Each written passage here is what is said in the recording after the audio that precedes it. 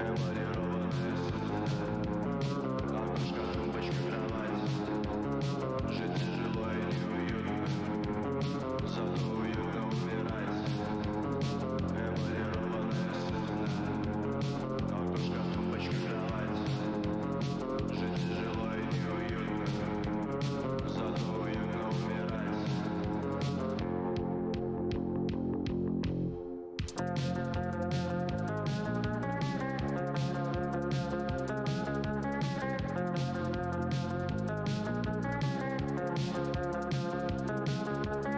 И тихо капает из крана, и жизнь растрепана, как грязь. Выходит как бы из тумана, и видит тумбочка, кровать.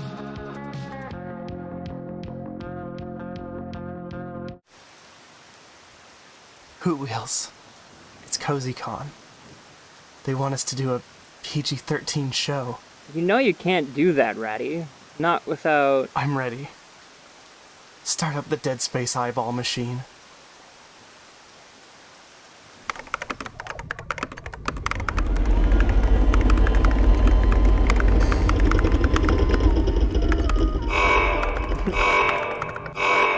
No. I knew it! I knew it! What? Oh man, I was gonna do something so funny. I was gonna quote Terminator or something, but I completely forgot what the actual line is. Welcome to Raturday Night. Welcome to CozyCon. Holy moly. What a great first day so far. So, here's the problem.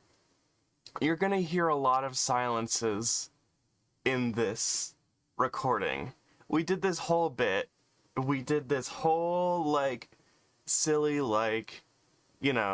stick it to the man little needling thing where we're like, haha, you want us to not say cuss words? Okay. Well, we're gonna make a big deal. We're gonna make a huge joke. I almost said one right there. We're gonna make a huge joke out of it. Just to push your buttons. And then the plan was to not say cuss words. No more saying cuss words. And then I completely forgot to do that. So I'm just explaining that you're gonna hear a lot of silences here because I don't really have the wherewithal to do anything but go through and make all of the times I said a cuss word be quiet. That said, welcome to Raturday Night. We got a couple of great guests. We got three great guests, actually. Actually, no, we got a couple of great guests, and I'll let you guess which one is the bad one. That's a joke. All of our guests were great this time. I'm talking too much. This is only an hour and a half set. Alright, I'll see y'all in the interviews. Gunny Waffle is one of CozyCon's organizers.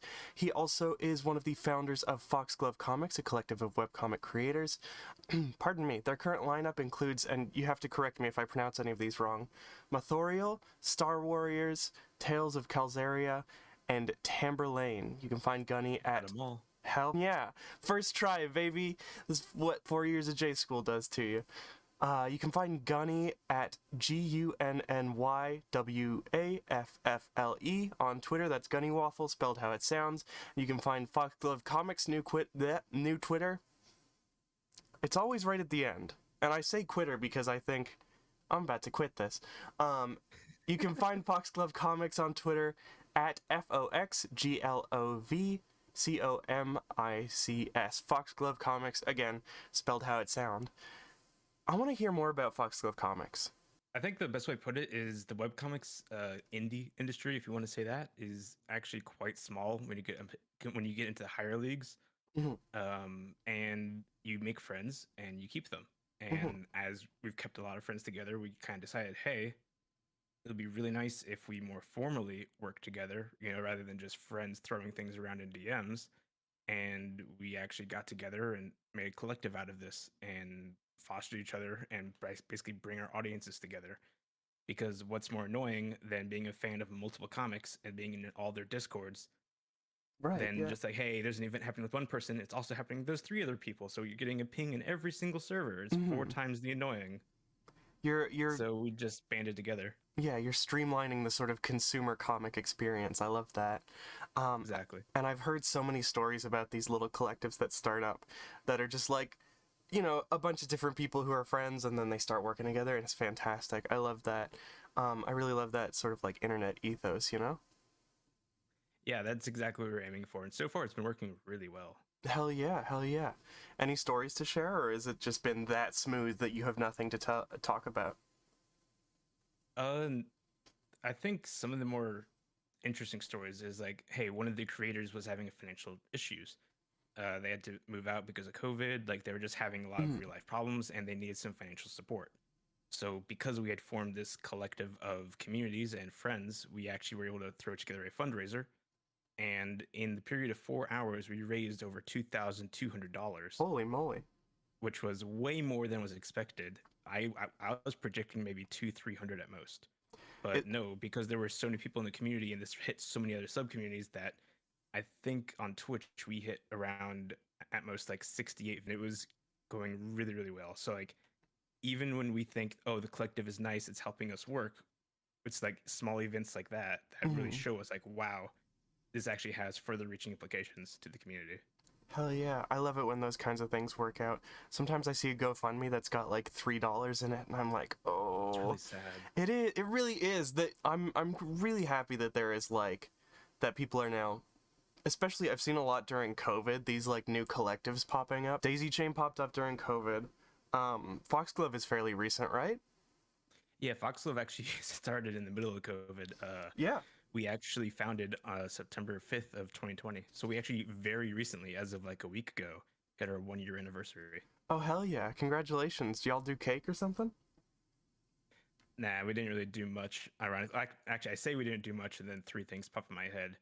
We debuted our mascot. We Nice. opened up our affiliate system, and we also started a Discord banner art contest for the community. When my producer wakes up, we'll get a photo of that mascot on screen. But hell yeah, I love a good contest. Tell me about some of the comics. So Okay, so the comics actually vary quite a bit, not just in their stories and settings, but also the creators. We have people all the way from Portugal, Chile, Holy moly. West Coast, and all over the place. So we have a lot of varied stories being told. Tamberlane is probably the most popular one in the collective. I'd say, according to our numbers, about a quarter to a third of the people, probably around a third of the people in the server are there for Tamberlane. And Star Warriors would probably be the second one runner up for size. And both Star Warriors and Timberlane are really long form. Like they've been around for several years. They actually have physical copies of their comics being sold. They're doing quite well. The two runner-ups here would be Tales of Calzeria and Mothorial. Mothorial just started when Foxglove's comics started, so they're about a year old. And for webcomics, a year old is very young because you're only releasing a page once a week at your best. So a year of updates with delays and hiatuses involved because of financial situations, it doesn't seem like much at all. So it's really hard to get your reader base going. So Yeah. that's where the collective has helped a lot.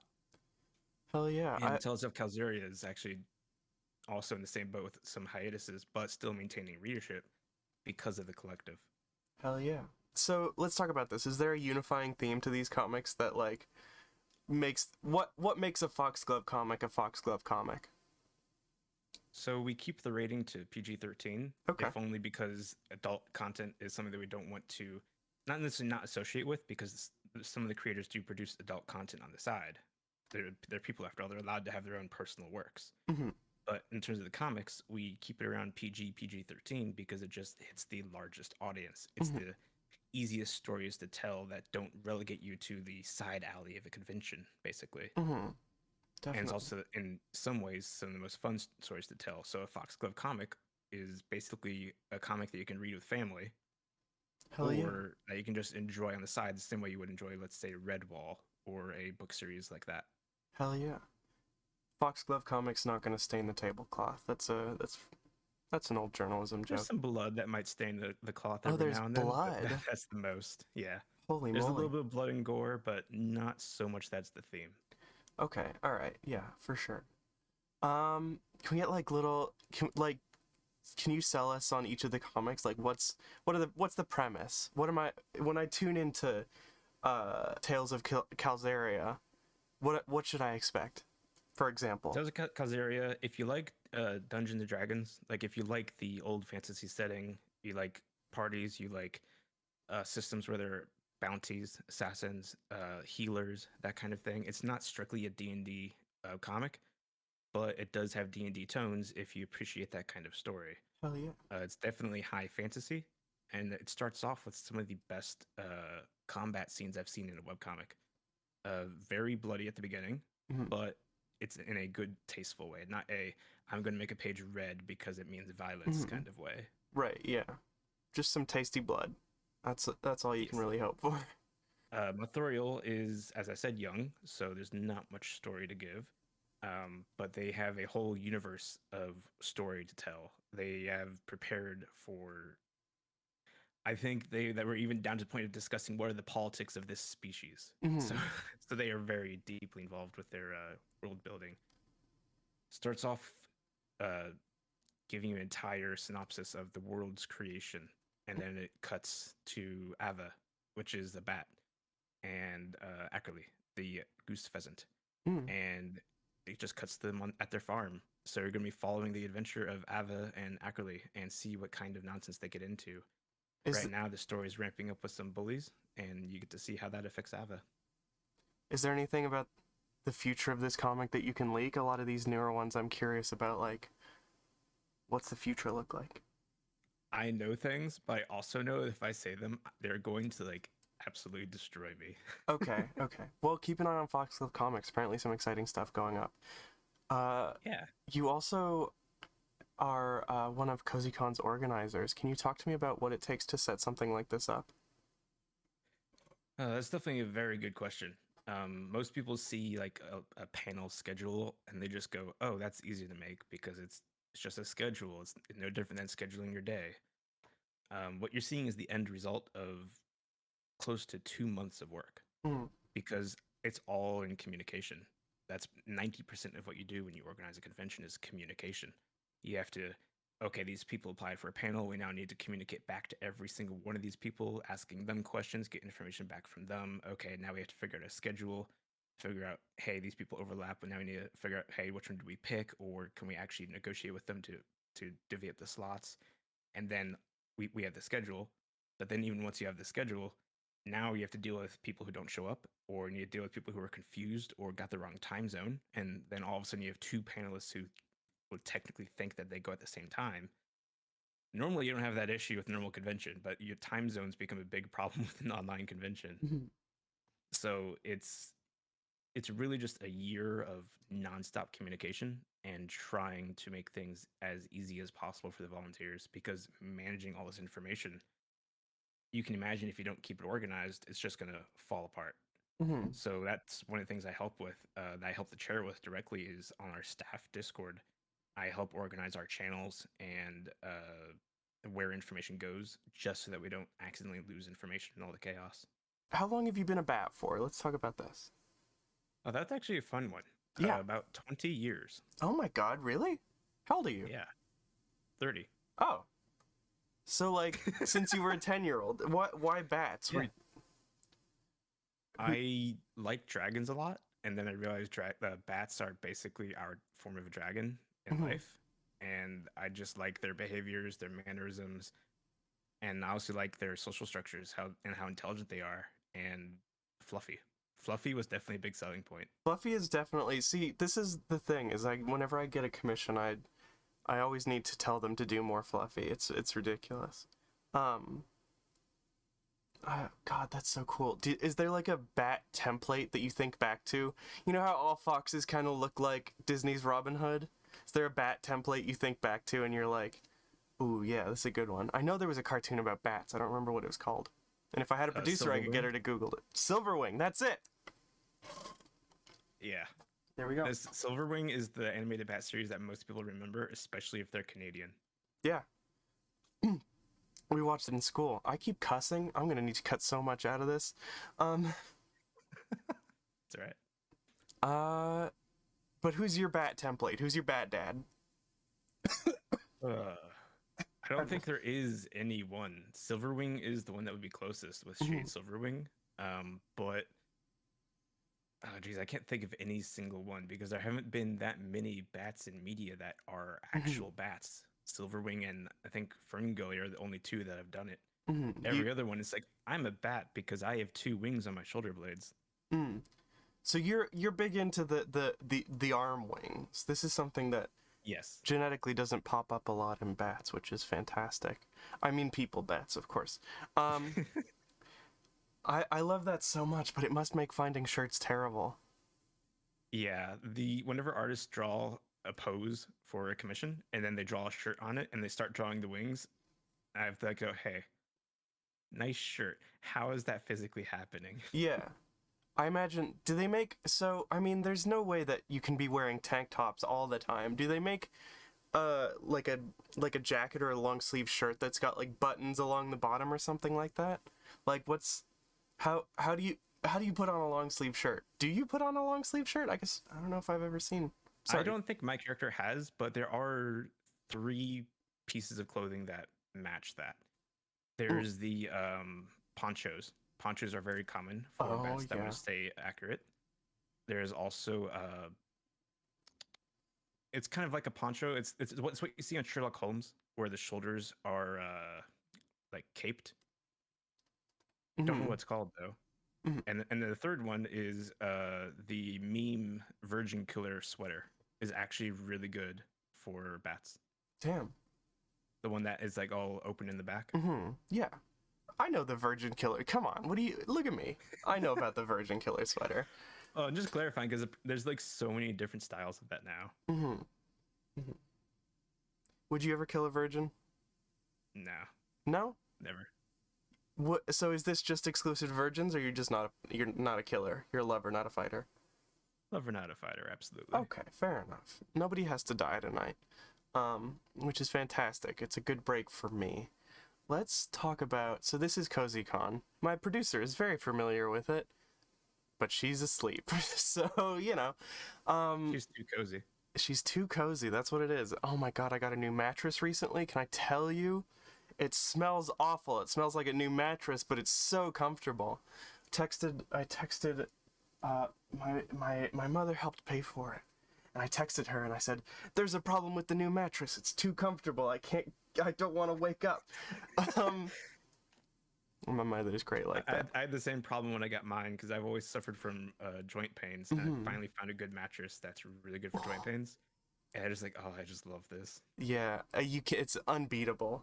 It's unbeatable. I gotta tell you, the mattress I had before was a hand-me-down from my mom.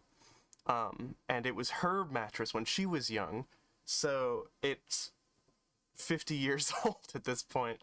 Well, now it's not anything. It's been shredded up at the dump, probably, but I was sleeping on a 50-year-old mattress before. What's the oldest thing you own? I suppose memorabilia from my mother would be the oldest, and some of her collectible coins. Collectible coins are great. I remember. So is this like a professional collection, or is this like a bunch of casual? Very casual, right? Yeah, I remember. One of the best hand-me-downs I ever got was from, I think it was my grandfather on my mother's side, and it was just a film canister. You know, one of those like 2.5-inch tall film canisters, just filled with coins, just like a stack of cool coins. Mine's in a floppy disk box. Hell yeah. God, that's the thing. I'm coming to grips more and more now with the fact that I'm a huge nerd, because I think about like coin collecting and it just is so comforting, you know? Absolutely. It's not complicated. It's Only not complicated part complicated. is IDing and aging, but it's not complicated just to look at them and appreciate them. Yeah. I have a bottle full of pennies. I just used to steal pennies from my workplace because they weren't counted with the rest of the till. I love to touch that and look at it and, you know, think about it. You pick it up and it's like, They have a good weight to them. they do have a good weight to them. So you're Canadian as well, right? Nope. Interesting. United Okay. States. Yeah. So you all still have the penny down there. Yep. God, I couldn't be more jealous. We phased out the penny several years ago, and it's like, ugh. It makes your collection even like more satisfying. Yeah, I've got, this in 10 years will be worth its weight in gold. And it's exciting. And it makes a loud noise. Everybody who's wearing headphones, check this out. Anyway, that was just mean for no reason. You know, life goes on. I appreciate that. Looks like it came out of your character's mouth. Yeah.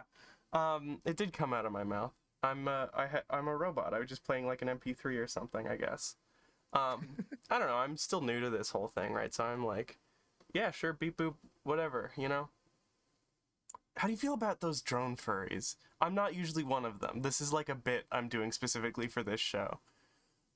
How do you feel about drone furries? I'm one of the few people where everyone else goes, "Oh, that's adorable, it's cute." I lean away because they freak me the heck out.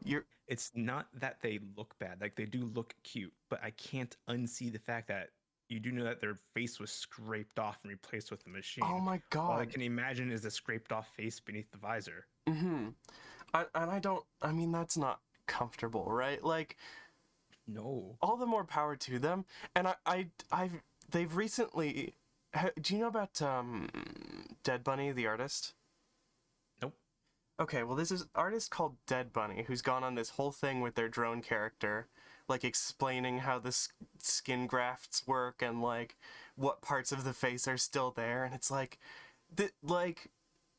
they're trying very hard to make it cute, and it doesn't work. It's just like that. No, it does not. You're creeping into like Dead Space territory. Like, yeah, this is how it anatomically works and how it actually functions. It's cute. Don't worry. Like, no, it's not cute. Glad I can take this off after the show is done. Although it was supposed to stop me from saying cuss words, hasn't done a very good job of that so far. Who was also supposed to help? Jesus, late. What's the coziest you've ever been?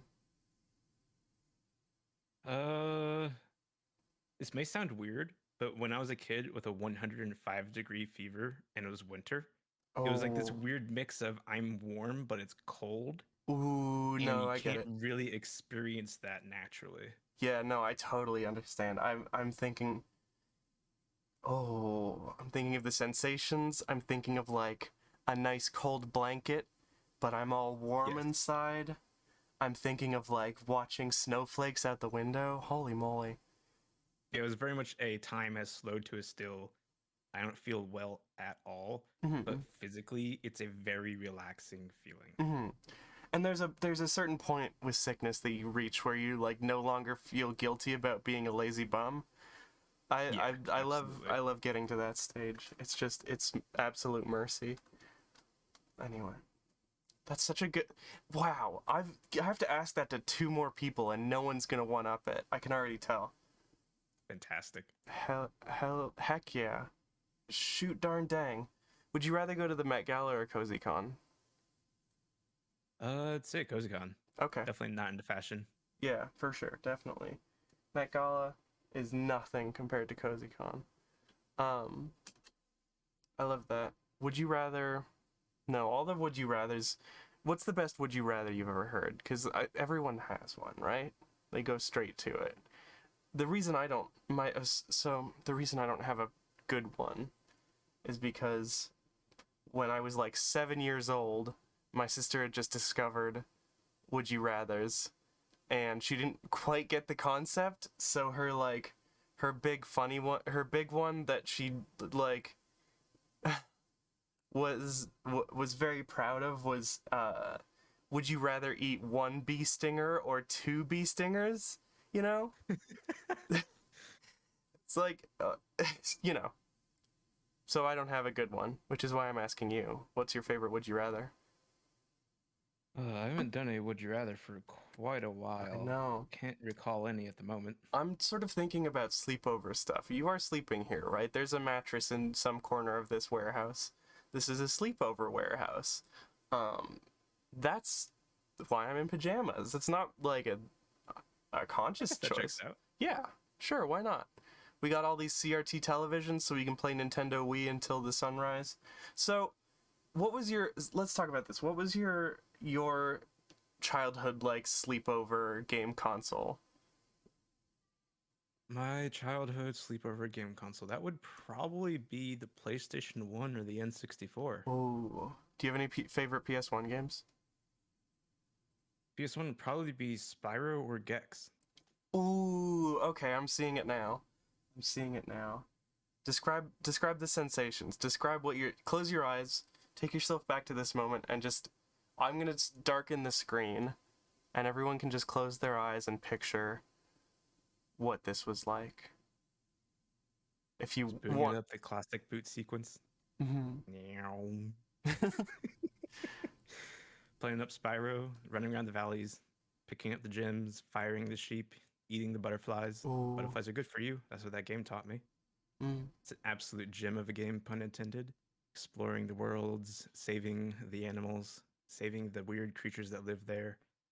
And all the while, you're just having fun, destroying pots, killing big guys that really, even though they're bigger than you, they can't do anything to you. You're Spyro, you're the almighty little dragon. Heck Just yeah. a really fun experience where each world was unique. Heck yeah. This is getting into like ASMR territory. I'm loving this. Now that's cozy. If you ever played the first Spyro game, just imagine the enemies from the hub world of the magic world making their weird little sounds. Everyone will remember that if they ever played Spyro. Perfect. Oh, it's like I'm there now. I'm sitting in the hub world, listening to the meow wow wows. Oh, that's cozy. This was the whole goal, right? Let's create a cozy moment. Absolutely. Here you go. It's 2001. You're playing your PlayStation. Just got through with a round of Would You Rather. One of your friends didn't get it, so they kept asking you about bee stingers. You got a little bit of a... why you picked one. You got a little bit of a flu. Just enough that it's like warm inside you but cold outside. Ooh, how comfortable is that? Come on. And you got your PJ pants, of course. I'd say it's very comfy, especially with the fever, because then over time you'll just naturally have a nap. You just drift off to sleepland. Gunny Waffle, like I said, is one of CozyCon's organizers. He's also one of the founders of Foxglove Comics, a collective of webcomic creators. You can find their current lineup on their Twitter at FoxGloveComics. That's Foxglove Comics, spelled how it sounds. You can find Gunny at Gunny Waffle, like Gummy Waffle, except with N's instead of M's. Gunny, thank you so much for coming on the show. Thank you for having me. So glad we had this cozy moment together. It was nice. In just a little bit, we're going to be having more interviews. Stay tuned for that after the break. Thank you so much, and enjoy CozyCon.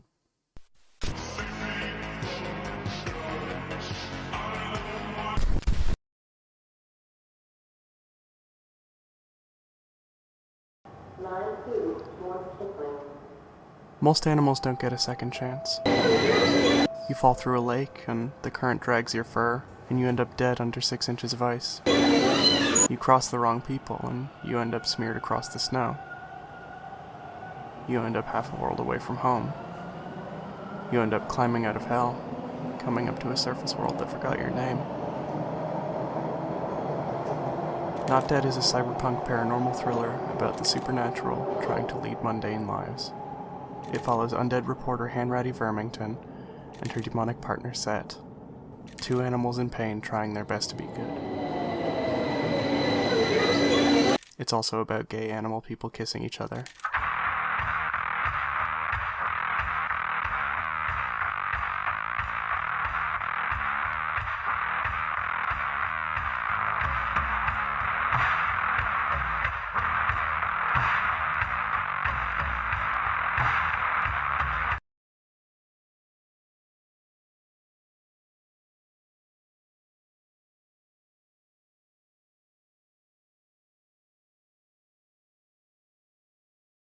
What does Hexen do to stand out?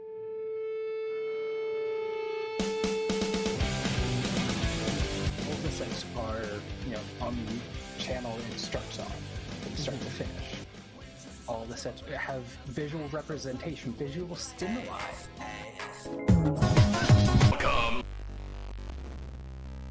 And it's not just music. This video will give you a seizure with worry. And now you're bringing the T back to MTV. I'm liking it. I'm really liking it. In an alternate dimension where the T didn't take over MTV. Anyway. Oh no, the T is taking over MTV. Yeah. Like majority of the people on the show are trans.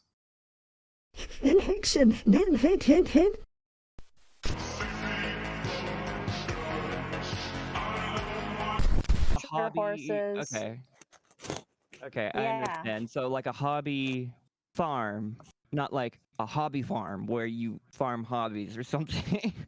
I don't know why. Oh yeah, no, I'm starting my own farm. That's so sick. That's cool. That's cool. Okay, Ratty, my Luma key is gonna be like yellow. Okay, that's fine. Yeah, cause like there is both green, red, and blue in my puppet like thing. You're a puppet. I'm puppet. Look at me. Hang on. Look at me. I'm a puppet. Look at this I'm puppet. Poppy. Is this puppet recording? I will be recording. Yes. Okay, great, because we're doing the show. Supernova is one of the organizers of CovyCon. CovyCon? Wow. So I've been thinking about something a lot, I'll tell you that much for free. Supernova is one of the organizers of CozyCon. She's also a crafter, artist, student, convention goer, cosplayer. The list continues to go on. She'll be doing streaming, I believe, at some point pretty soon. All around a self-proclaimed super nerd. You can find her at GALAXYLYNX on Twitter. That's Galaxy Links spelled the way it sounds. How do you make it all fit in? Oh my goodness. Well, see, I hate myself. Okay. And I don't feel good unless I'm productive. No, honestly, I don't know. I have a full-time job. I work Monday to Friday, and then I have my freelance art through commissions as well as what I offer on Patreon. And then I have my YouTube Let's Plays once my computer's back up again, as well as my streams. And then I am starting my own farm. So I just like to stay busy. This is so you do all of this on the weekends and evenings, which is incredible. But you're also, I've completely forgot to mention the farm you're starting. You're breeding horses? Yes, I have 5 miniature horses and 1 full-size mare.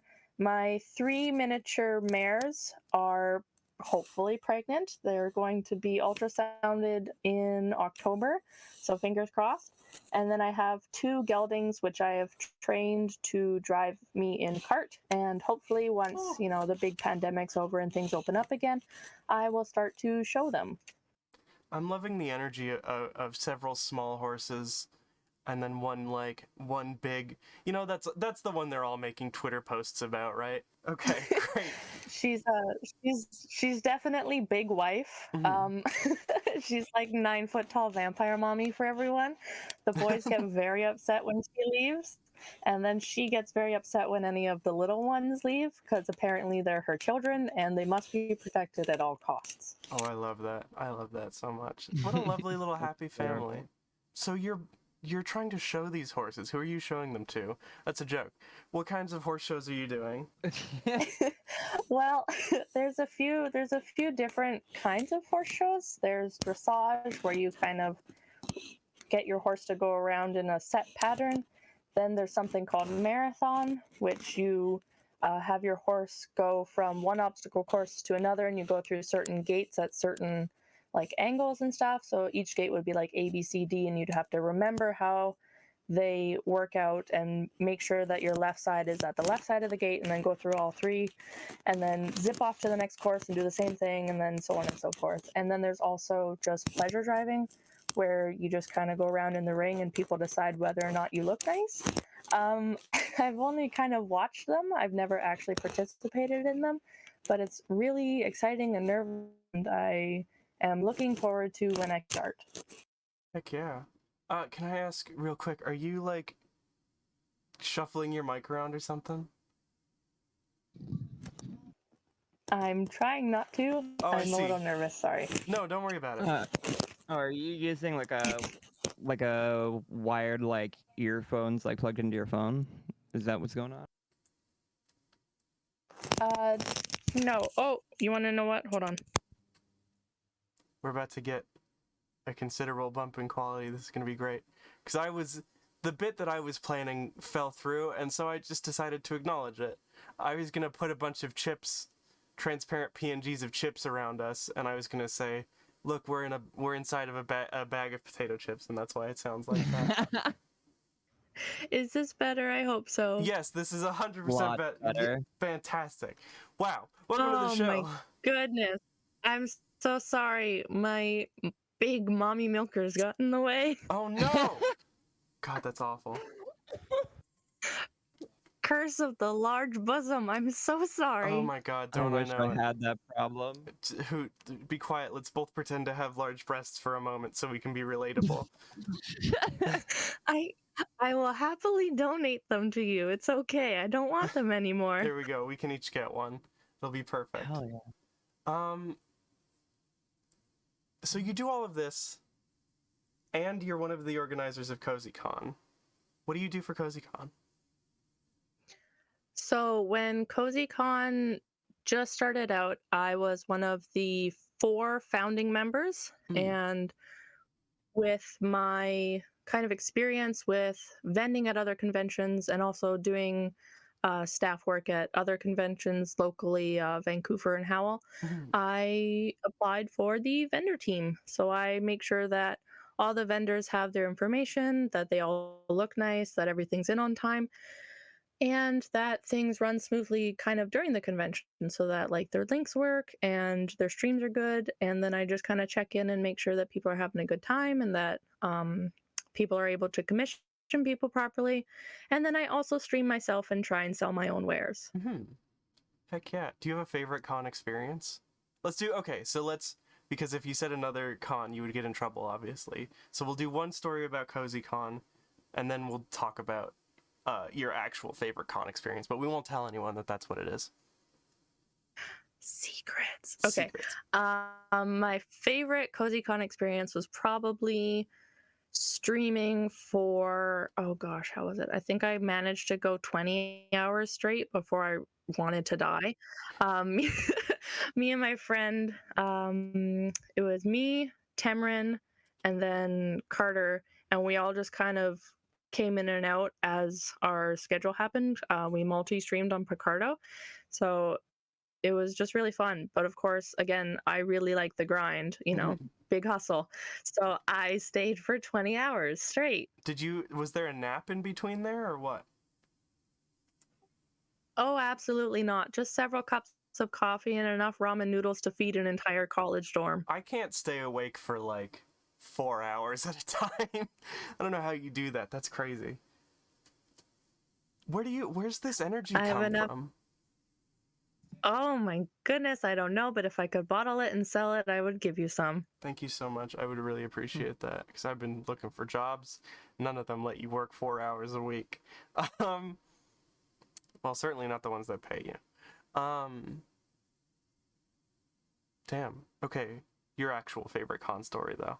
I say actual, I mean, the one that you like slightly less than the CozyCon story you just told.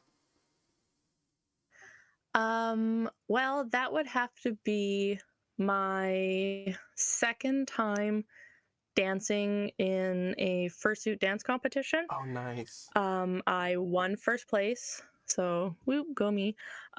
It was once again totally improvised because I have too many things on the go and I don't have enough time for myself. So, but I won first place, and it was honestly just dancing in general is so euphoric, and then being in suit is also amazing, and then putting it all together and then finding out you won, I was like walking on a cloud for the rest of the convention. So, and everyone was just like, oh my goodness, it's you, and I was like, it's me. Later on during the convention, and it was really fun. And not to mention my best friend at the time won second place, so we were just like, we're the hottest kids on the block. We're the dance posse. Maybe you've heard of us? We were the ones in the fursuits. That's fantastic. I love that so much. Winning a dance comp, it's classic, You think of a classic movie, you think like, do you have any favorite classic movies that revolve around a dance competition? That's maybe too specific. What movies do you like? Well, I have to say that my favorite movie of all time is Jurassic Park. Mhm. I grew up watching it. When I was just a wee toddler, I would scream and yell at my mom to hold my hand during the T-Rex chase scene. And then once it was over and once the Jeep got away, I'd look her dead in the eye and say, okay, you can go now. And then I'd turn back to the movie. Oh my god. And then growing up, whenever my grandparents drove me places, we would pretend that a T-Rex was chasing us and we had to go really fast. Oh my goodness. So that was so basically anything with dinosaurs or like big monsters like Godzilla, and those kind of movies, those are just my jam. Is this part of the reason that you're interested in horses? Because horses are sort of like dinosaurs that goats made, if you think about it. What? What are you talking about? Well, Horses are so well, huge. actually, You know fun this. fact. Who's never seen a horse? I mean, yeah, horses are big and also have a long nose, but it doesn't mean they're a distant relative of the T-Rex. We're all a distant relative of the T-Rex, baby. Are we? Well, that's why I have chickens. Mhm. But fun that. fact about horses, they're omnivores. Oh yeah. So you're only yeah. safe because they want you to be. Mm-hmm. Oh, I was almost killed by I a didn't horse think of once. it. So you've got both ends of the spectrum, right? You've got like huge because of horse, but you've also got chickens, which are dinosaur. So you can, and then there's the small horses that are kind of a go-between. Combine these all together, we're bringing back dinosaurs. That's what I assume your goal is with these horses. Hang on, did Hoot's Oh, coding? absolutely. Right, did Hoot's coding not work or something? If I could make my chickens big, I would rule the world. All right, let's get Big Chickens on. Mm. Welcome to the show, Big Chickens. Big chicken. What do you mean? Did my coding not work? You've been swearing, my friend. You're not supposed to. Oh well, you know what? Go tell your dad about it. You pervert. This is your job anyway. You can cut out all of my shoot darn Billy Club nonsense. Fair enough. Ow! I've been playing with an elastic Continue. band. Tell you what, Yeah? I'll give you a raw sound that you can censor over all the swears with. Are you ready? Yeah, go for it. Nice. Beautiful. Perfect. Censor that out too. I'm not supposed to talk about drugs on this stream. This is a Christian chat. Mm-hmm. No swears or drugs in No my Christian swears, furry chat. No kush, no leaps of any kind, no gardening, only chickens and dinosaurs. Thank you. Hey, can we get some chickens and dinosaurs in the chat? Chat, out of your friends, which are you, a chicken or a dinosaur? Answer quickly, or else I won't read it. What are you presenting at CozyCon this year? Well, I'm hoping to once again do a bunch of streams in the cool VR chat world that they've got going on thanks to Ferno Equinox. I will have a little booth showing kind of all of my little stuff. It'll be really cute. I'm actually working on that right now and it's due at midnight and I'm panicking, but it's okay. I am also going to be doing kind of like commissions and stream requests and stuff like that. So it's going to be a lot of stuff in stream, probably on Twitch, unless I decide to go dark and then we're going to go to Picardo because Twitch wants no sexy stuff. No sexy stuff on Twitch. We can't do that. But you definitely have to check that out. That'll be fun. Do love a good like internet convention. Last one we did, I was on vacation, so I had to leave the studio and I had to like run to a car so someone could take me to Grand Bend, Ontario. You know. What's the best vacation you've ever taken?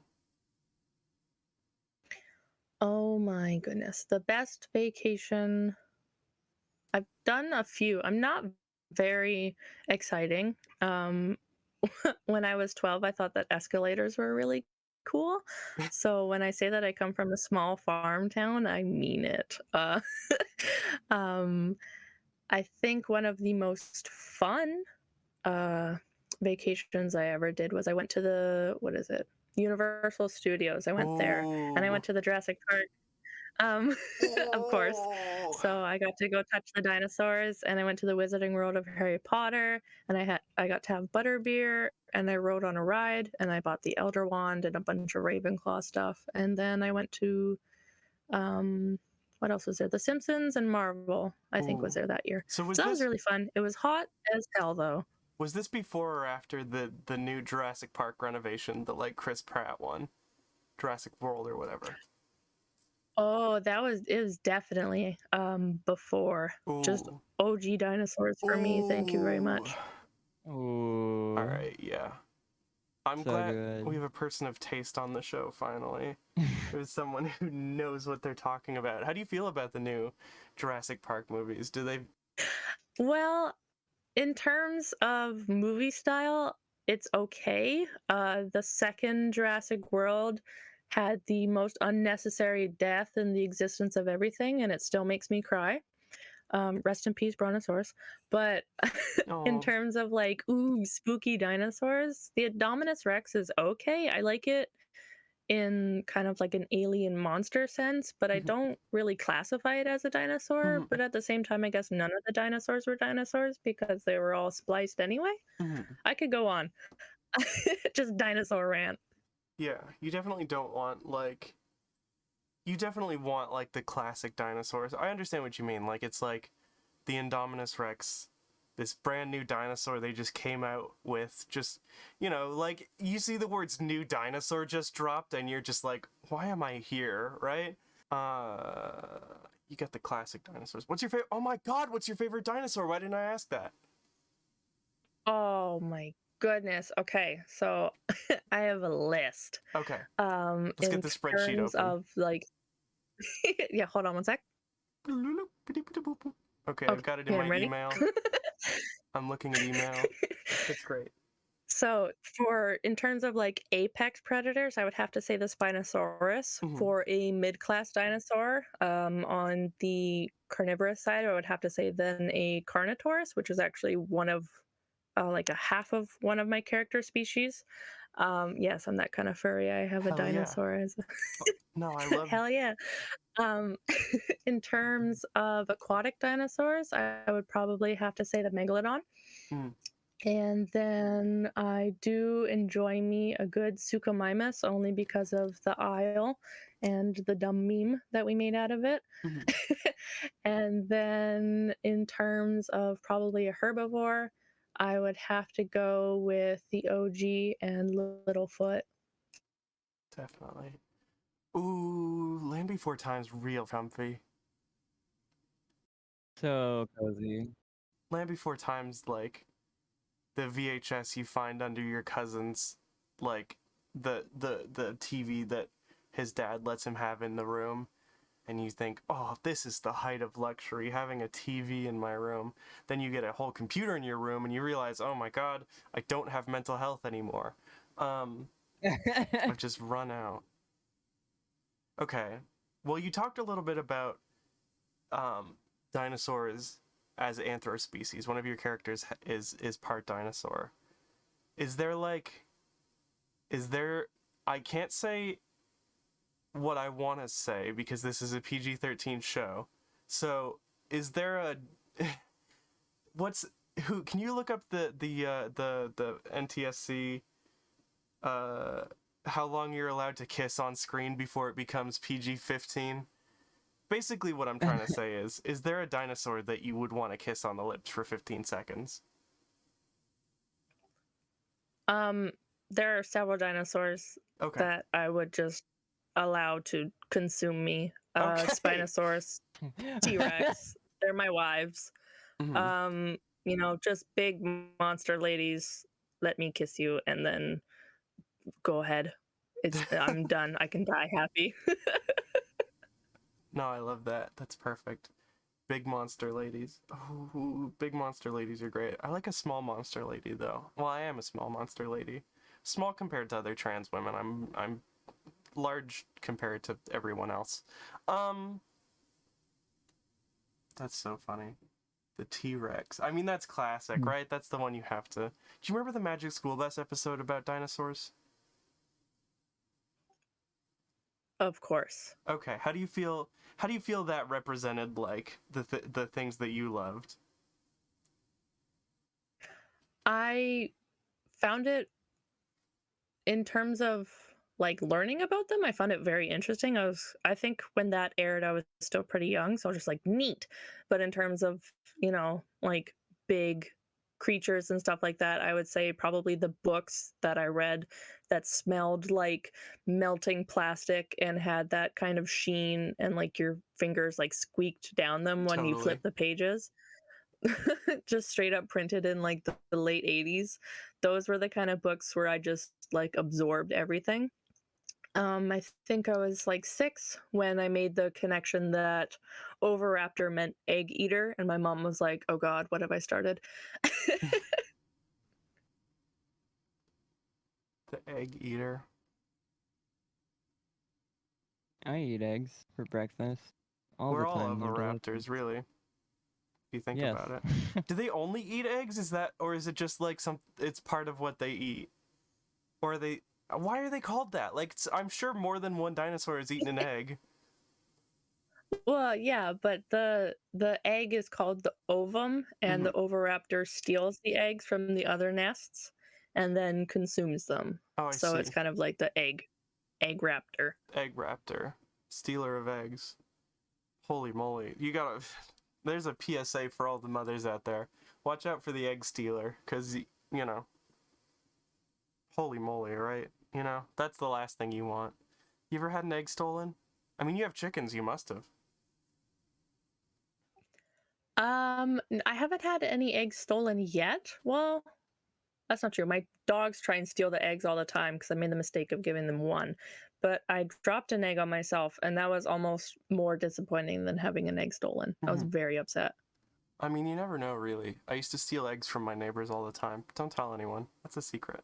I'm pretty sure that's like a federal crime, too. Egg rustling. Have you ever stolen an egg?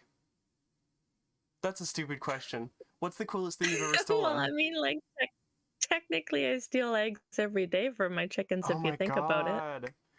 Yes. They've got more eggs than they know what to do with, really, a lot of the time, so I don't think it bothers them. I don't think so either, in terms of, like... So what happens is that my chickens lay an egg every 1 to 2 days, and because my rooster is still too young, they're not fertilized, so they would just... If I left them, they would stay in the nest and just rot. So I'm actually doing everyone a favor. Also, if my chickens accidentally peck it and consume it, then they'll get obsessed with eating their own eggs, and then they'll literally lay eggs almost nonstop just to eat them. Wow. Which is strange to think about, just like, oh, I made food. Nom nom nom. But in terms of day to day, they'll go into the coop and then they'll pick their nesting box, and then I know they've laid an egg because they'll yell and scream, and then they'll come out of the coop and they'll run around like their butt's on fire, and they get very excited. Chickens get zoomies. So then I will look in the coop and there'll be an egg, and I'll be like sick, and then I'll take it inside, and then the next day rinse repeat. Do you rinse the eggs, or do you just leave them dirty? So if I'm selling them to the public, then I will gently wash off the egg.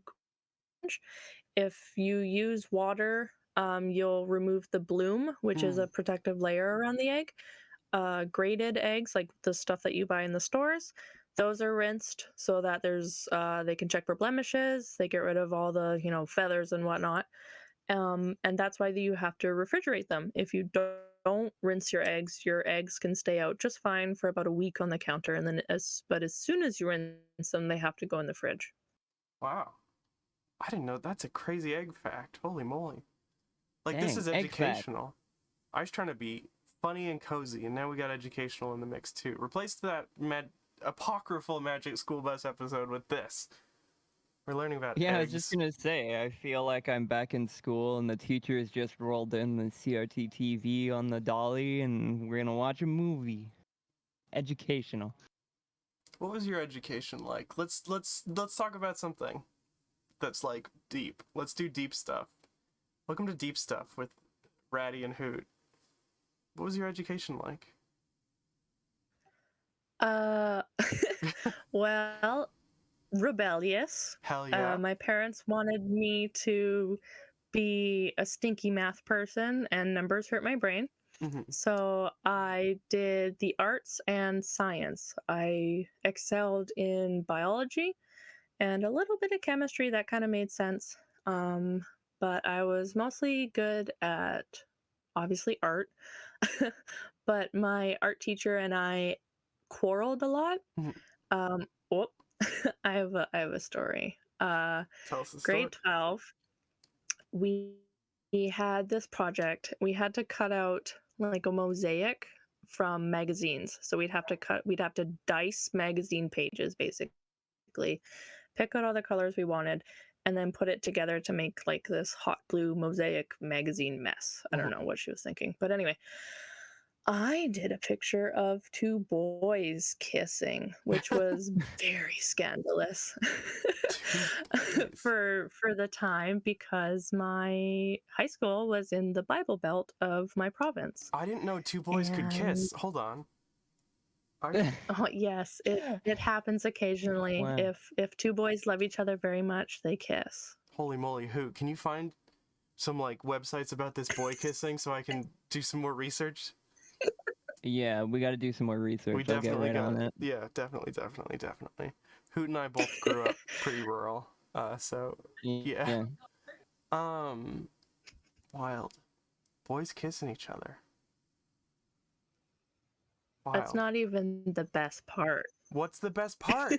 in terms of rebellion, once she found out it was two boys kissing, because one of them had long hair, so she thought it was a girl, and I was like, psych, it's boys. Once she found that out, she's like, I'm not hanging this up and I'm not going to mark it. You're going to have to make a new project. But it was 3 days before the deadline, and I was like, excusez-moi. So I excused myself from the classroom. I marched my little butt down to the principal's office. I asked the secretary if the principal was in, and I stormed into her office. I brandished my art at her, and I said, do you find this offensive? And she's like, no, I don't see an issue with it. And I was like, okay, it's two boys kissing. Do you find it offensive now? And she's like, no, that's fine. And I was like, okay, well, the art teacher said that it was against school policy and she's not going to mark it, she's not going to hang it up, and I have to do a new one, so on and so forth. And the principal said, well, if she doesn't want to hang it up, then that's just her personal opinion, but she does have to mark it. It is your assignment. And I was like, sick, cool, okay. Great. So I ran. You could hear my footsteps in the hallway. My friends could hear me, and they're like, whoa. I ran back up to the art room. I kicked down her door. The Christian girls in the classroom, it was like, you know, that like jazz music stops kind of like meme. They stopped their country music. I look at the art teacher and I'm like, listen here, ma'am, you have to mark this. You don't have to hang it up. I'm sorry that you're a bigot, but fuck you. And then I left. Oh my god. Damn. Hell yeah. Whoa. That's so sick. Sorry for saying a swear, but I had to be accurate to the story. Of course. It's okay. We're just gonna leave the swears in and hope that Zebra doesn't notice. I mean, who's gonna notice, right? Listen, hey, here's the thing. Don't be suspicious. Don't be suspicious. Everyone watching at home who doesn't want to know about swear words, tune out right now. I'm gonna teach you all of them. We're running out of time, actually. Holy moly. Okay, this is the one I have to ask you. What's the coziest you've ever been? Oh my goodness. Okay, so I crocheted myself a 12 by 12 foot blanket. It's California king size. I have about 9 squishmallows, and I wrap myself up and I make myself into a little burrito, and then I have hot chocolate, and then I watch comfort movies, and that's what I do when I manage to find some time for myself. Oh, that's so nice. Oh my god, that sounds so comfy. Can I recommend you? Sorry, go ahead, Hoot. I was just gonna ask, like, what color, like, Will you use yarn? Like, what color yarn did you use? What kind of blanket is it? Yeah. Yeah. Okay, so it's the pattern is a granny square, so it makes a kind of like just this big old square. And I used alternating white, black, and orange to match my partner's persona, as well as their favorite vehicle that they built while they were in high school. Their colors kind of match. They're a fox, Oh so they my like all goodness. things white, orange, and black. Oh my So goodness. they actually got they got super drunk at Christmas, and I had made them a toque, and I was going to make them a scarf. And I was like, how do you want your scarf? And they looked at me and they're like, oh, I won't wear it. And I'm like, oh, okay. So I just pulled it apart in front of them and their family. No. And I'm like, no, it's fine. And that, yeah, that's what the blankets look like. That's so. Oh my god, that is so comfy. That gets me so much warm feelings inside. That's great. That looks awesome. Hold on, check this out. Check this out. I'm about to do something crazy. Oh, Here we Oh, go. nice. Yes. there So you go. comfy. You're in grandma's studio now. Oh, I love Grandma's studio. This is so nice. Just so that I'm not stealing art from someone else, this is new handmade crochet Afghan Roseanne Connor's 54 by 67 couch size ready to mail by Susu 1809. 1809 was the year she was born. So go check out Susu. I do want to be like really quickly. We got to talk about comfort movies. What comfort movies when you're having like a comfy time? Oh my goodness. Okay, so if I want to make myself cry, it's definitely going to be an animated movie. If I want to feel like I'm a mystical being being whisked away, it's a Studio Ghibli movie.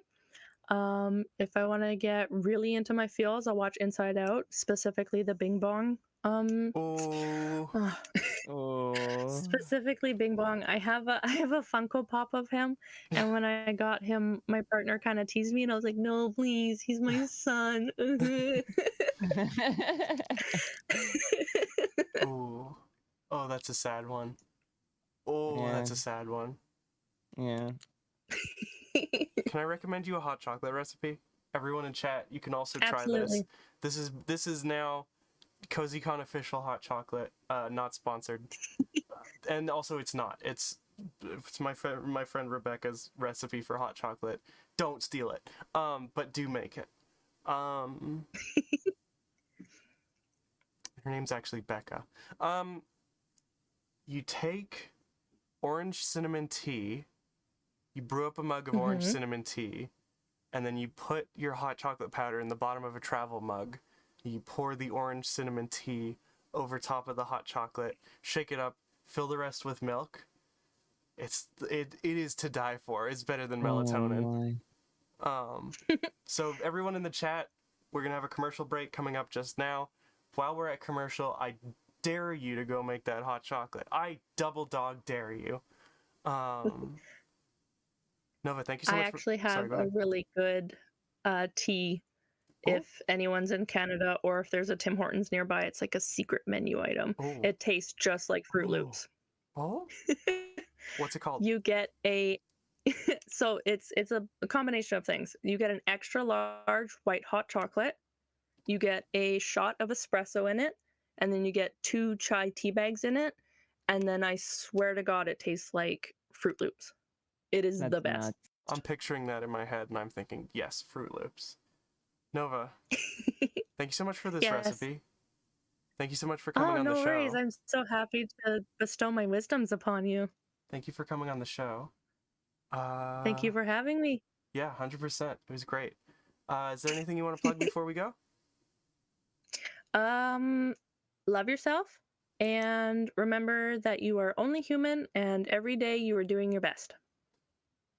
I'm loving those 2 plugs. Nova will be streaming soon on Twitch and Pictaro. For more updates on that, check out their Twitter at GALAXYLYNX. Galaxy Links, spelled how it sounds, but links is kind of a funny word. Thank you so much again for coming on. Thank you. Have a good night.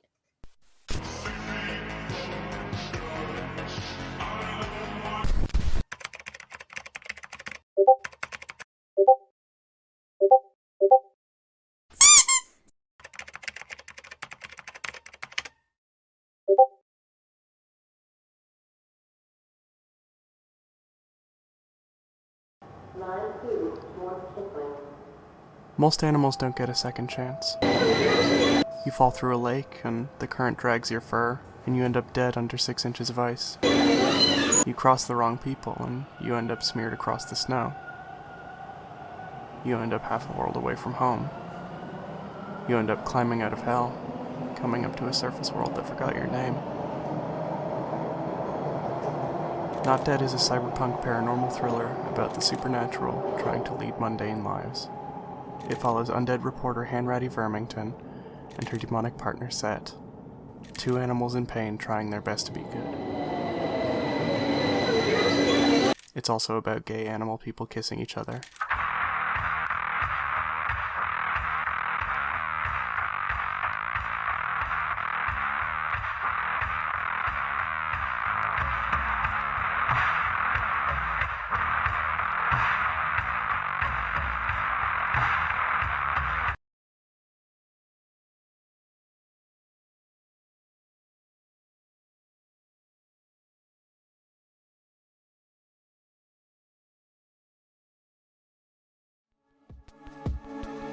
My eyes are shining and my head is empty.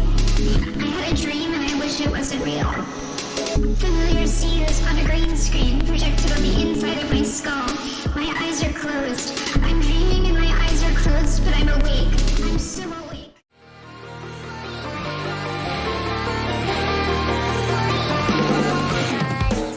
I'm the antonym of the internet, still cleaning up the viruses that you would let.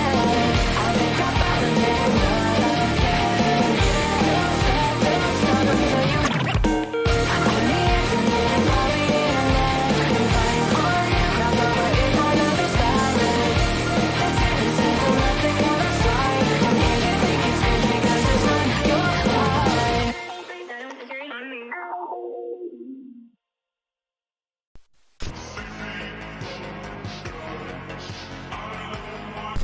Star Gone Wrong is a DJ, producer, visual technician, scientist, and artist. You can find their links at stargonewrong.card.co. Star Gone Wrong, spelled how it sounds. Star, thank you for coming on the show. Yeah, sure. Glad to be here. Hell yeah. So when you say scientist, I'm curious, do you want to dive deeper on that? Sure. So, I'm basically an accidental scientist. I do solid state analytical chemistry for a geology department, and I run an electron microprobe. And so, what this all means is that I have this like big machine that we put tiny things in, and we make pictures of. And the electron beam also shoots out X-rays, like a kind of X-ray rainbow, and every different atom has different colors on this rainbow, and we can measure those that are coming out. We can count the amount of photons coming out, and we can compare them to things, and we can tell you what's inside your rocks or your ring or your fancy high-tech chemistry thing that you're making that no one's ever made before. And oh please tell me I've made what I thought I've made kind of stuff. One night I just decided to go become an electron microscopist while I was tripping and looking up fun pictures to look at while tripping, and there was like a school in town, and I was like, I bet I could go do this. And so I went and did this, and then I just so happened to graduate at a time when a university happened to be looking for a long-term employee to do this thing that is based in what I went to school for, electron microscopy, but it isn't taught there. So everything I do now, I've had to learn on the job, like other than just like the bare basics of how to operate the machine and stuff. So that's been fun. I mean, I once saw back in time to the Big Bang and felt the universe re-evolve around me. Yeah, that's apparently a common thing. That I read a book, I think Michael Pollan's How to Change Your Mind, and that's called a quote unquote heroic dose. Hell yeah. And yeah, a lot of people undergo that feeling the ultimate blankness and then the universe reblossoming around them when they've taken a bunch. That's fantastic. So I accidentally muted my microphone for a couple questions there, but the last two questions were, how was that accidental, and do you have a favorite trip? But I'm not going to go back and re-edit it because I am lazy. God, right? But that's one of those things you know, you hear about it a lot, right? This is a common experience with psychedelics. Is like, you know, going back. It's like, you know, see you look in a mirror and it gets weird. Like you know, you hear stories about psychedelics basically. Right. But it's one of those things where it's like. Oh, I'm trying to think of another example. It's one of those things that's so cliches that you like kind of don't expect it to happen. You know what I mean? Right, almost like it's kind of too obvious or something. Yeah, like it was weird because I was with other people and we all described the same experience afterwards, but didn't holy. like talk. Like I was just like, was I the only one that felt this way? And they were just like, no. Yo, that's crazy. I love that. Love that psychic soup you end up in sometimes with people, you know? That's crazy. Holy. Damn, that's a good... Do you remember your first trip? Well,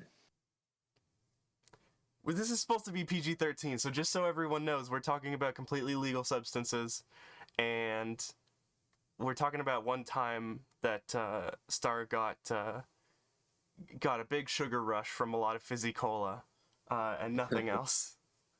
Right. So the first sugar rush, I vaguely remember the first sugar rush. It was it was a long time ago. Ooh. Ancient history by this point, eh? Yeah. Huh. I'm sorry. Am I making you feel something about like the length of your life? No, I was just trying to remember, and I think like the first sugar rush turned into a second sugar rush like about 12 hours later. Damn. We were like, well, that was fun. And hell yeah. God, that's so cool. I tried to do that my first time, but my trip sitter was like, no, you were nuts last night. We can't do that again. So, you know, it's whatever. And that happens. No, yeah. It's interesting. I always recommend do it, you know, and enjoy your sugar with safe professionals. So can I ask, this is part of your connection to outer space. Like, what's the rest of it? I mean, I guess I've kind of just like always enjoyed like the kind of celestial things. Like read, you know, sci-fi and stuff and watched Star Trek and stuff as a kid. So it's like Go for it. So if you watch Star Trek, what's your favorite series, and why is it Voyager? Oh gosh. I mean, like I mostly watched as a kid, and my favorite was The Next Generation. Okay, that's a good one. Yeah, it's pretty good. Yeah, I didn't watch Voyager and much else after that. I watched some of Deep Space Nine, which was pretty good as well. Yeah, I've heard a lot about Deep Space Nine being good, but my only memory of it is when I was a kid, and it seemed a lot more boring than Voyager or The Next Generation was, and I think it was because Deep Space Nine has so much more character development rather than just being like a monster of the week kind of sort of, or like I guess it was like problem of the week kind of thing. Right. Character development like splashed in there every once in a while. I liked Voyager, but to be honest, I only liked Voyager so much because of Seven of Nine and Captain Janeway. Ooh, lesbian moment. Yep. They're girls and they're working on the spaceship and they're really cool. And it was, yeah. That was a moment for you. Yeah. That was me with God, I don't remember who my awakening was. What am I talking about? Um, so how did you develop your style, like, musically? I want to talk about this. Gosh, I mean, like, so I've been at it a while, and like, I always liked music as a kid, and when I was a teen, I got into like playing guitar and stuff, and then a friend of mine introduced me to a techno mod. Like, I don't know if you're familiar with mod music, but it was a kind of primitive, not quite MP3 way of sharing music. And this was like a mashup of like 4 or 5 different songs, and I was just like blown away. I was just like, wow, this is like so space music sounding or whatever. Like, I don't even know what this is. Like, I need to know more about that. Hell yeah. And then I went to a few raves, and like I tried, making my own mod music, because it was basically like you'd pass around a sampler file, so you could just open it up and edit and move stuff around, so you could like remix it yourself. But it was a pain in the ass. Didn't like it. And so I tried to get into various like other programs and stuff and ways of like producing music, but like all of the ways on the computer were hard back then. And then eventually they got like a little better, so I got more into it. Bought myself a synthesizer, fooled around with Reason, and my and going to raves, like I got like learned about DJing and stuff, and I was like, okay. And a friend of mine bought some turntables and a mixer from off the back of a truck somewhere or something.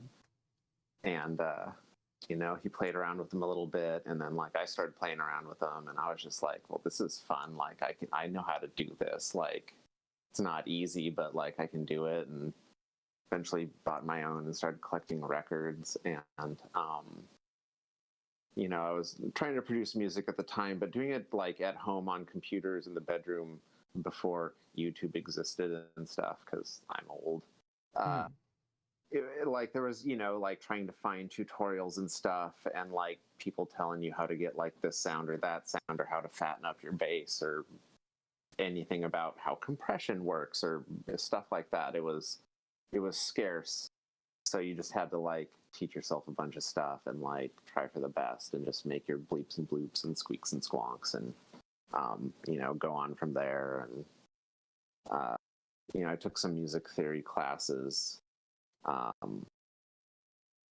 to like learn, like why sometimes it felt like I could kind of predict where music was going to go, and it turns out it's based on psychology of why we like music, which is music theory. That's so cool. And I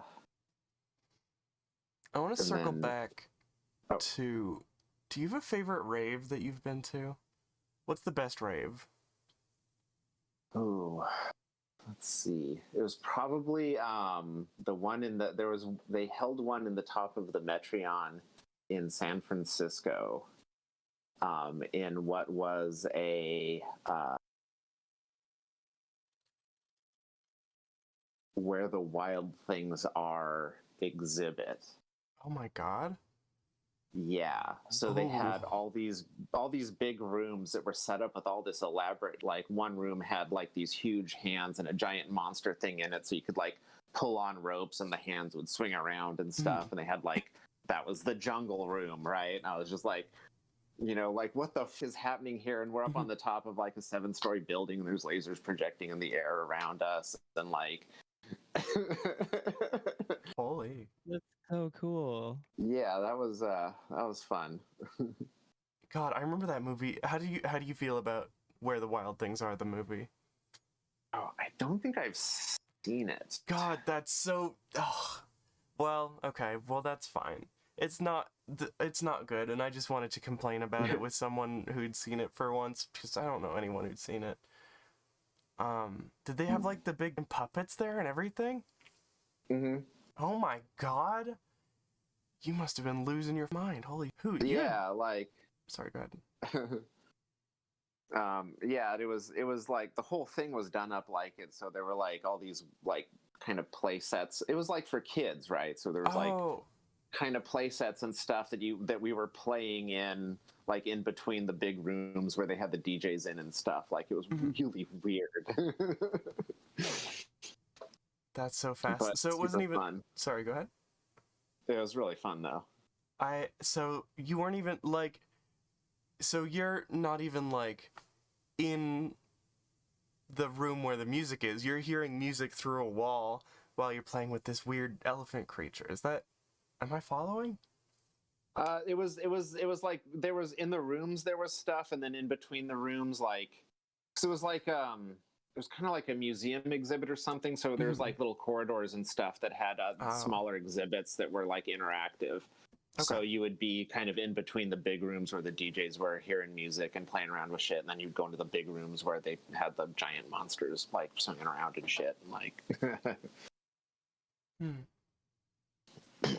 That is cool. What are the secrets to finding a good rave, like a rave that really sticks with you?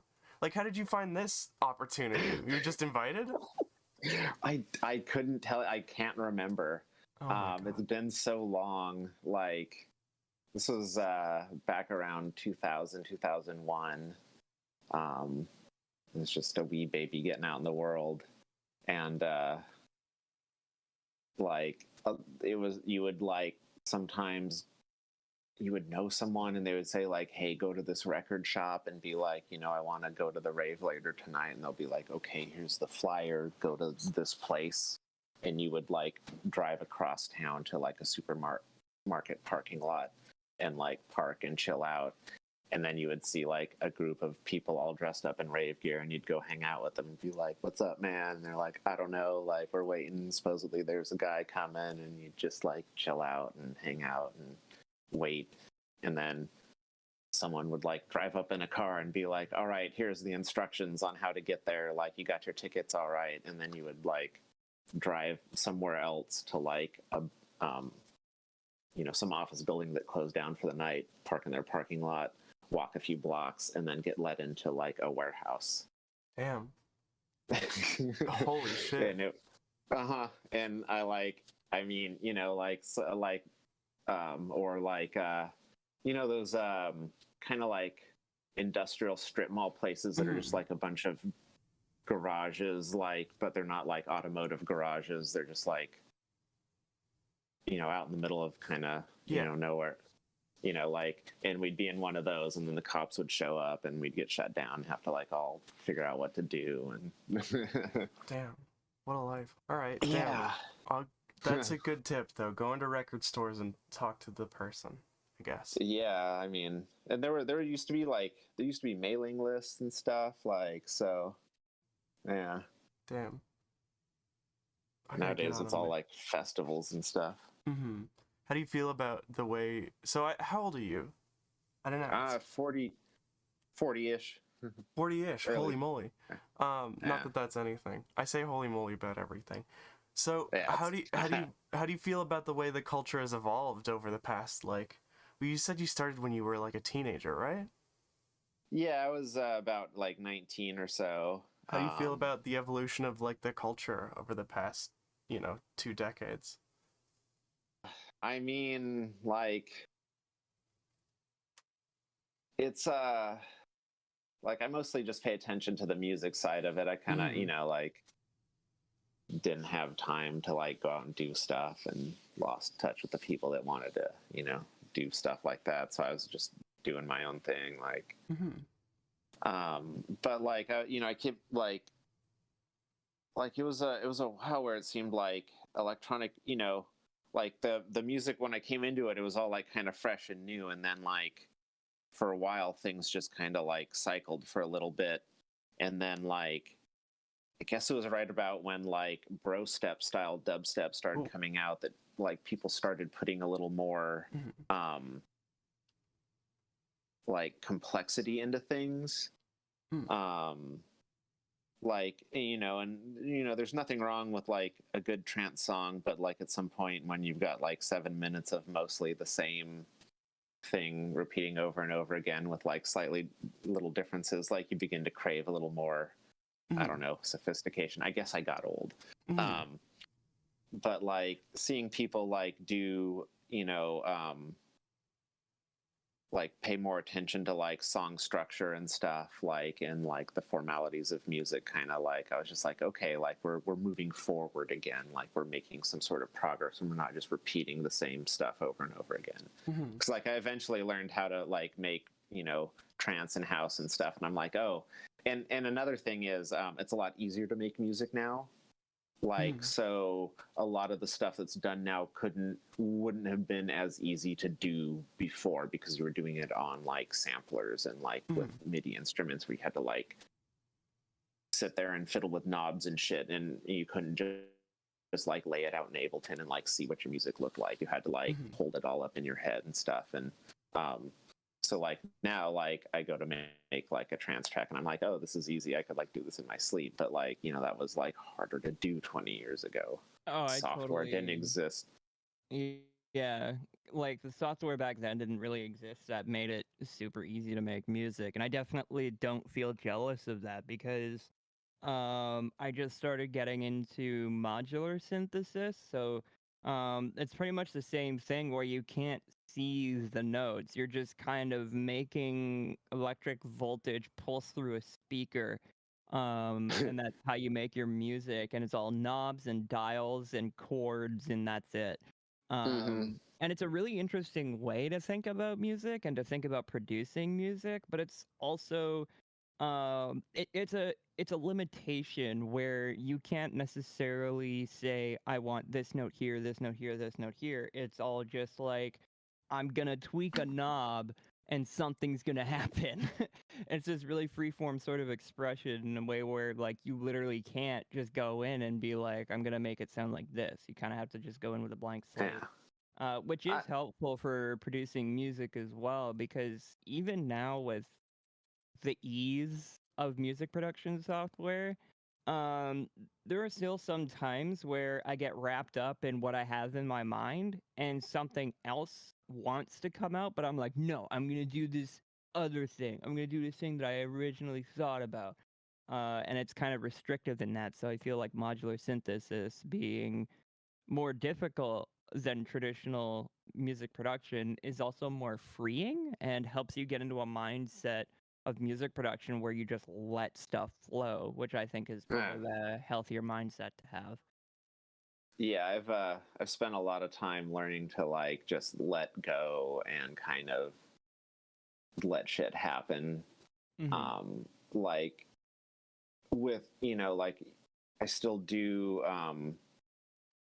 like pay attention to form and stuff, but like a lot of what I do now like has to come from like I'll be doing stuff and I'll have to listen to, instead of trying to like force what was in my mind before, what I'll do is I'll listen to what I'm producing and see, like, let my mind fill in what's missing. So I'll like start laying down some stuff and just be like, oh, well, there should be a little bit extra here, there, here. And then I'll like, come to like an endpoint and be like, okay, let's just go back over the endpoint a couple times and see where like my mind wants to like fill in some stuff and like start experimenting around and extending it off. And probably always the hardest part for me is like I'll get the fundamentals of the song down. I'll get the bass guitar, I'll get the drums, and I'll get the vocals down, and then I'm like, what else is there? And then nothing comes to mind. Yeah.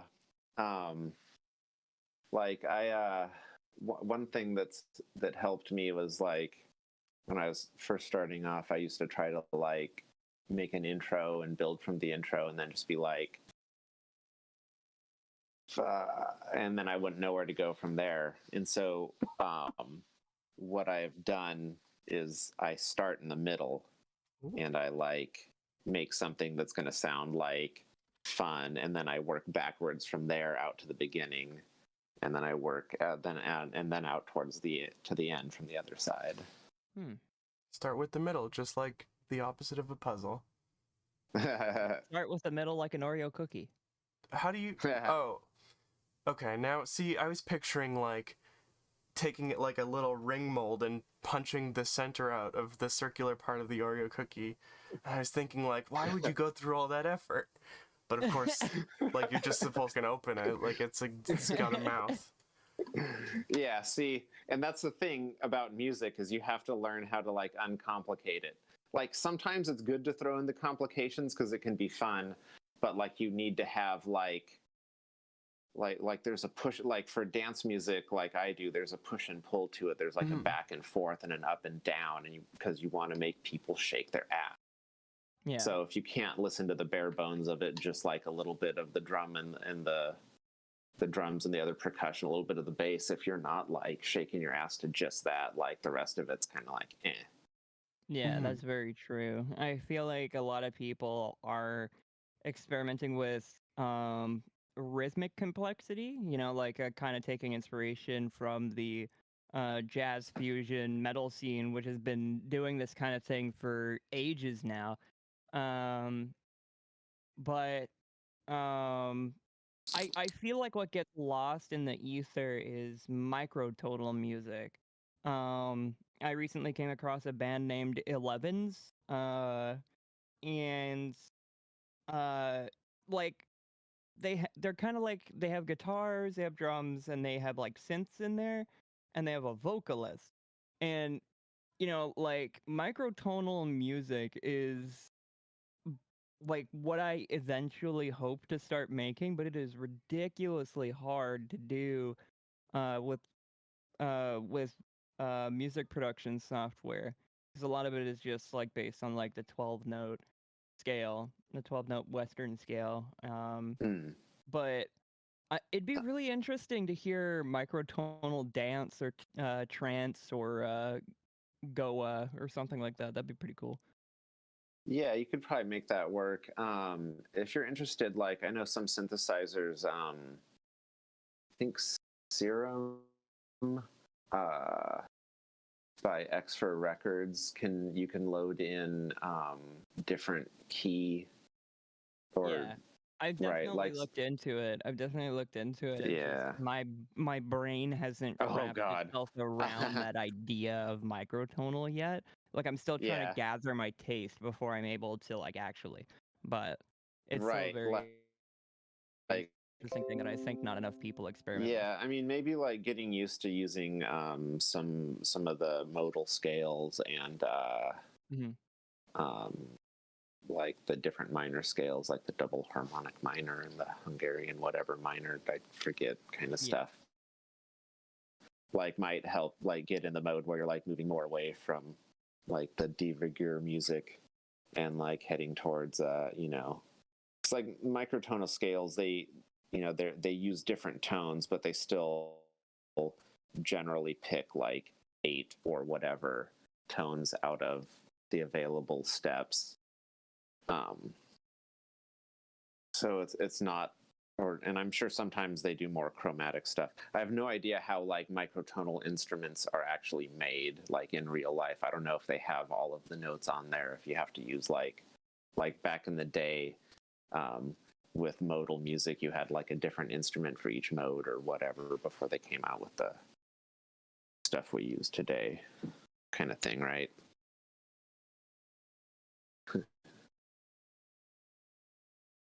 Okay. Yeah.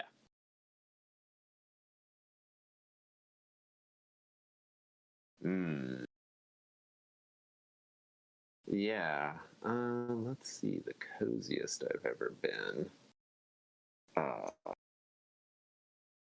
I mean, like,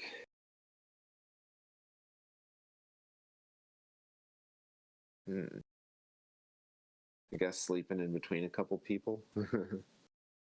Like, kind of, it's kind of nice. But also, yeah. But it gets super hot, really. Like, you start sweating and then you're like, I need to go leave. But, yeah. Okay. So, do you have any other questions or? Nope. I was about to read the outro. I just needed to like set my brain right. Star Gone Wrong is DJ, producer, visual technician, scientist, and artist. You can find their links at stargonewrong.card.co. Yeah. Check out their set for CozyCon. It's going to be great. Anything else you want to plug? I think that's all for now. Hopefully, I'll be working on some stuff in the future. You know, we'll see what comes up. Hell yeah. And All right. speaking of that being all for now, thank you so much for watching Raturday Night. We'll see you next time. We don't, dude, that's not like, I'm still looking for an outro bit. Say goodbye to the people. Okay, goodbye. Thanks for watching. That wasn't it either.